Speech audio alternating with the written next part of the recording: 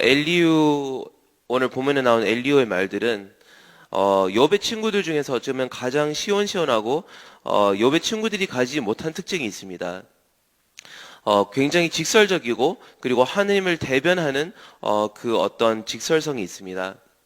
욥의 친구들은 조금 더 철학적인 접근으로 빙빙 둘러서 설명하는 경향이 있다고 한다면 엘리후의 말은 하나님의 말씀을 대변하는 것처럼 하려고 하는 것처럼 신학적인 어떤 입장이 있습니다. 어떻게 보면 가장 호소력이 있는 친구들 중에 말이고 또 객관적으로는 엘리후가 한 말이 굉장히 맞기는 합니다. 잘하면 잘 살아가면 하느님께서 상을 주시고 만약에 못 살 경우에는 고난을 주시기도 합니다. 하지만 이렇게 신앙 위주의 율법적인 사고의 한계는 인과응보나 혹은 권선징악의 이러한 직선적인 사고에서 벗어나지 못한다는 그 한계가 있습니다. 11절과 12절을 보면 굉장히 낮과 밤이 뚜렷하게 차이가 나는 것처럼 만일 그들이 순종하여 섬기면 형통한 날을 보내며 즐거운 해를 지낼 것이요 만일 그들이 순종하지 아니하면 칼에 망하며 자식 없이 죽을 것이니라. 거의 영적인 입장에서 인과응보, 즉 1 더하기 1은 2, 2 더하기 2는 4, 사실을 있는 그대로 나열을 해놓은 것 같은 시원시원한 대답입니다. 하지만 이 젊은 엘리후의 잘못은 무엇이냐? 저희들이 자주 하는 말입니다. 신학교 1학년생처럼 직선적인 사고만 한다는 것에 그친다는 것입니다. 욥의 친구들은 철학적이고 인본주의적인 말로 접근을 한다면 엘리후는 율법주의적인 말을 하는데 이 모든 것이 욥에게는 위로가 되지 않습니다. 그래서 이 모든 말을 마친 후에 욥이 한 말이 무엇이죠? What terrible comforters you are. 아무런 도움이 안 되는, 위로가 안 되는 말을 나에게 한다, 이 말을 하고 있습니다. 즉 숨막히는 어떤 고난을 겪고 있는 사람에게 철학이나 율법이나 인본주의적인 지식이나 사람의 경험은 소용이 없다는 것입니다. 위로가 되지 않습니다. 왜 그럴까요? 저희가 오늘 고난에 대한 고난에 대한 지혜가 불완전하기 때문에 저희들이 말씀에서 가르치는 지혜를 전체적으로 살펴보겠습니다. 잠깐 전도서, wisdom literature, 그래서 지혜 해설을 잠깐 살펴볼 텐데요. 지혜 문학이란 가장 유명한 성경의 책들을 꼽자면 잠언서, 그리고 전도서, 그리고 욥기입니다. 여기에 나타난 지혜의 특징이 뭐냐? 지혜의 어떤 성질이 무엇이냐면 지혜는 삶의 숨겨진 패턴을 파악하는, 발견하는 능력입니다. 삶의 숨겨진 패턴.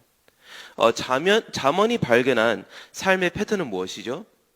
잠언이 말한 것은 오늘 엘리후와 비슷한 말씀인데 잠언을 요약하면 지혜 있는 자는 잘 되고 복을 받을 것이고 그리고 미련하고 지혜가 없는 사람은 패망한다는 것이 그 직선적인 사고가 잠언에 숨겨진 패턴입니다. 삶을 어떻게 살아가는지 지혜롭게 살 것이고 미련하게 살지 말라는 것이 잠언의 조언입니다. 하지만 전도서로 가면 굉장히 신기합니다. 반면에 전도서는 다른 삶의 패턴을 파악하는데 악한 사람도 잘 되더라.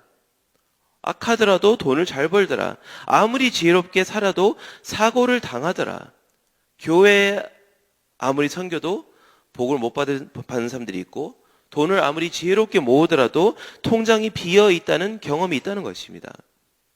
전도서는 인과관계를 깨트리는, 잠언은 인과관계를 가르치지만 전도서는 인과관계를 깨트리는 세 가지 요소를 대표적으로 얘기를 하는데요. 죽음과 그리고 랜덤함, 우연, 간헐성이 있고 세 번째는 시간의 흐름. 이 앞에는 어떤 인과관계도 다 무너지고 아무리 지혜로운 삶을 살더라도 무의미한 이 세 가지 요소를 소개하면서 전도서가 말하는 것은 무엇이냐?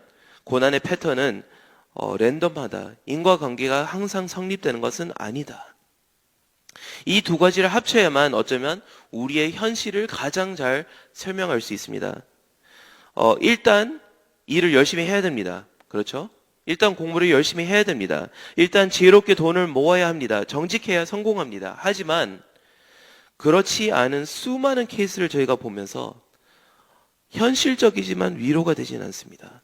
똑똑하지만 나의 마음을 달래주지 못합니다. 문제는 이 지혜가 우리에게 희망을 주지 않는다는 것입니다. 아무리 잘 살아도 인생이 망할 수밖에 없다면, 망할 수 있다면 나는 어떻게 살아야 할까가 잠언과 전도서의 지혜를 합친 삶의 패턴입니다. 그래서 오늘 저희는 마지막으로 오늘 저희가 살펴본 욥기의 지혜를 배워야 됩니다. 잠언의 지혜가 있고 전도서의 지혜가 있지만 욥기의 지혜를 오늘 배워야 합니다. 욥기는 잠언과 전도서를 합친 내용을 일단 볼 수 있습니다. 욥은 가장 의롭고 지혜로운 사람으로 손꼽혔습니다. 하지만 그럼에도 불구하고 엄청난 고난을 몸소 당합니다. 이것을 어떻게 설명할까요? 그래서 욥은 하느님께 울부짖습니다. 고난은 왜 의인에게 찾아오나? 그러니까 욥의 질문을 가장 요약한 말입니다. 의인은 왜 고난을 당하는가?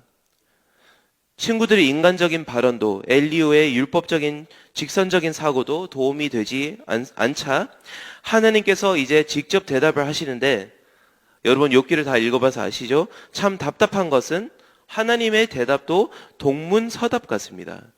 하나님도 고난을 직접 설명하는 것 같지는 않습니다. 그런데 여기서 우리가 저희가 찾고 있던 고난의 지혜의 마지막 퍼즐 조각을 찾을 수 있습니다. 하나님은 욥의 질문에 직접 대답하지 않고 이런 이상한 말씀을 하십니다. 천지를 창조할 때 너는 어디에 있었느냐? 내가 번개와 눈을 모아놨을 때, 내렸을 때 너는 어디에 있었느냐? 대답할 수도 없는 질문들을 계속 늘여놓으면서 하나님께서 조금씩 비추어 주시는 것은 무엇이냐? 자신의 본인의 능력과 주권과 그리고 나중에는 심지어 하나님의 인격과 관심까지 다 말씀하십니다. 제가 가장 좋아하는 구절이 되게 의외의 구절인데 39장 가운데 보면 이런 말이 있습니다. 타조가 멍청해서 알을 땅에 묻어서 다른 짐승들이 밟을까 봐 하는도다. 다른 짐승들이 타조의 알을 밟는 것은 타조가 지혜가 없기 때문에 그렇습니다. 라고 말하고 있습니다. 그 말이 말하는 것이 무엇이냐면 다 요약해 보겠습니다. 눈도 번개도 산 짐승도 타조 알의 행방까지 그렇게 주의 깊게 살피시는 전지전능의 하나님이시라면 고난을 설명할 수는 없어도 적어도 사랑받는 자녀의 의인의 고통을 내가 왜 모를까? 라는 뜻입니다. 천지 모든 것을 다 설명하시고 모든 것을 살피시는 그 하나님이 의인이 받는 고통을 왜 모르실까라는 그 의문형의 위로가 있다는 것입니다. 내가 모를까? 내가 함께하지 않을까? 삶이 그렇지 않습니까? 고난 당할 때 몇 년 뒤에서야 그 고난의 깊은 뜻을 이해하거나 심지어는 무덤에 갈 때까지 모를 때도 있습니다. 왜 내가 이것을 당했지? 하지만 그때 버티만 했던 것은 이해를 넘어선 하나님의 위로, 그 초자연적인 위로가 함께 했기 때문입니다. 내가 원했던 것은 해답이었고 혹은 고난을 벗어낼 수 있는 방법이었지만 하나님께서 내게 주신 것은 그때 엉뚱하게도 그분의 임재와 그분의 동행하심을 내게 주셨습니다. 그래서 우리는 고난의 해답을 늘 모르지만 늘 함께 하시는 주님을 그때 뜨겁게 만나지 않습니까? 이게 욥이 발견한 삶의 지혜의 패턴입니다. 우리는 고난을 당할 때 논리적인 해결책이 아니라 하나님 그분 자체가 필요한 것입니다. 하나님을 봐야만 위로를 받을 수 있습니다.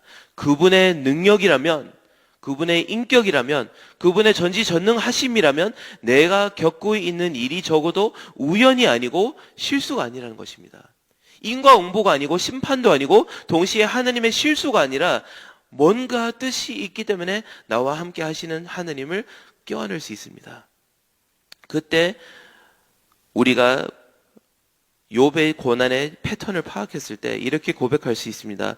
나의 고난은 하나님의 뜻을 이루고 사탄을 우롱하고 나를 성화시키며 천국을 사모하게 한다는 그 고백을 하게 합니다.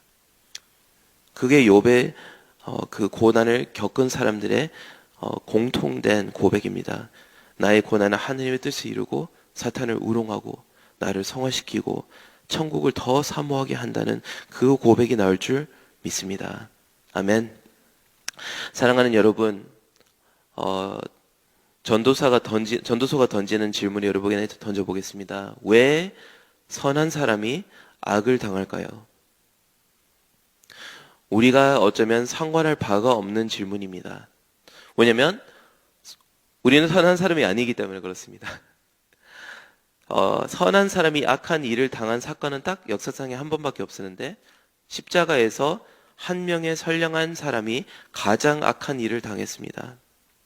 예수님께서 십자가를 지실 때 엘리 엘리 라마 사박다니 왜 나를 버리시나이까 라는 의인이 왜 고통을 당하느냐는 이 질문을 할 때 유일하게 죄가 없으시고 완벽하게 의로우신 그분이 고난에 대해서 하느님께 여쭤보자 하느님께서는 또 침묵하셨습니다. 왜냐하면 십자가에서 고난의 지혜를 완벽하게 실현하기 위해서 우리에게 마지막 대답이 되기 위해서 즉 잠언이나 전도서나 그리고 욥이 완벽하게 던져주지 못한 고난의 지혜의 마지막 완성을 우리에게 보여주기 위해서 우리에게 십자가를 주셨습니다. 십자가에서 나의 죄가 심판당하는 권선징악과 그리고 인과관계가 완벽하게 실현됩니다. 죄가 완벽히 사라지고 의인은 높임을 받는 자리가 십자가입니다. 그래서 잠언의 지혜가 완성되는 자리가 십자가입니다. 하지만 내가 심판을 받아야 될 자리에 우연인 것처럼 기연인 것처럼 예수님이 그 자리에 계셨습니다.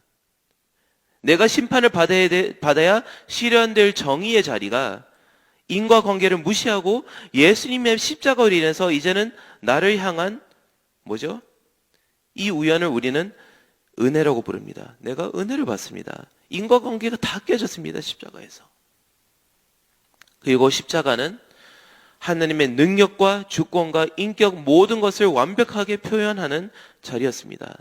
다른 건 다 몰라도 십자가가 합력하여서 내게 구원이라는 최고의 선을 이루었기 때문에 욥의 지혜도 완성되는 곳이 십자가인 줄 믿습니다. 아멘. 십자가가 참 놀라운 곳이죠. 십자가에서 우리는 하나님의 모든 지혜를 발견할 수 있습니다. 사랑하는 여러분, 십자가 그 지혜가 삶에 숨겨진 패턴을 발견하는 것이라면 고난의 지혜는 결국에는 십자가입니다. 모든 고난의 패턴은 십자가에서 귀결됩니다. 십자가 없이는 고난을 설명할 수도 없습니다. 하느님께서 나의 고난 속에 뛰어들고 나의 죄를 감당하신 곳이 십자가이기 때문에 십자가 없이는 우리가 고난을 논할 자격이 없습니다. 인과응보도 좋고 우연도 다 좋습니다. 하지만 적어도 우리 하나님은 나의 고난을 이해하십니다. 십자가의 도가 멸망하는 자들에게 미련한 것이요 구원을 받는 십자가를 체험한 우리에게는 하나님의 능력이라. 아멘. 노래를 너무나 아름답게 불렀던 나이트버드라는 암 말기 환자가 있었습니다. 그녀가 암 말기를 겪고 블로그에 이런 제목의 글을 남기고 난 뒤에 2022년 작년에 하느님의 품에 안겼습니다. 이 나이트버드가 쓴 블로그의 제목이 무엇이냐? God is on the bathroom floor. 하느님은 화장실 바닥에 계신다.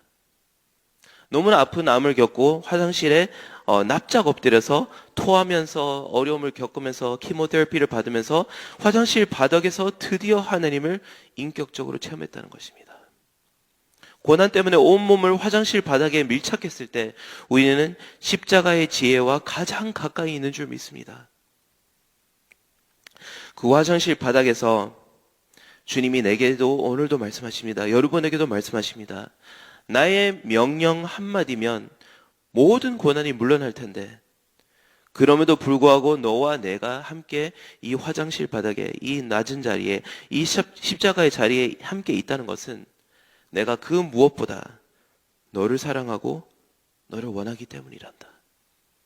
고통을 설명하시지도 않습니다. 다만 함께 하기 위해서 삶의 모든 잡소리를 제거하고 낮은 자리로 초대하셔서 고통이 나의 모든 감각을 예민하게 하셨을 때 드디어 만나주시는 곳이 낮은 화장실 바닥. 이것이 고난의 숨겨진 패턴입니다. 우리가 고난을 경험하는 것은 예수님을 만나고 그분의 십자가에 동참하기 위함인 줄 믿습니다.